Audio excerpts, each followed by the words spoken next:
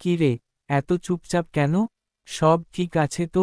বাপন একটুখানি হাসল, বলল, ঠিক আছে, আসলে ভাবছিলাম, জীবনে আসলে কথার দাম কেমন? কেউ কিছু বললে আমরা কতটা বিশ্বাস করি? রনি একটু চিন্তায় পড়ে গেল। তারপর বলল, ভাই, কথা তো আসলেই কথা, কিন্তু সেই কথার পেছনে যে মনটা আছে, সেটা যদি খাঁটি হয়, তাহলে কথাও মূল্যবান। আর যদি শুধু মুখে মুখে বলা হয়, তখন সেই কথা হাওয়ায় মিলিয়ে যায়।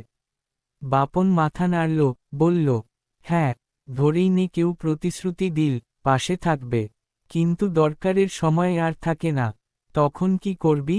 রনি একটু মুচকি হেসে বলল, তখন বোঝা যায়, কে সত্যিকারের বন্ধু, আর কে শুধু কথার বন্ধু।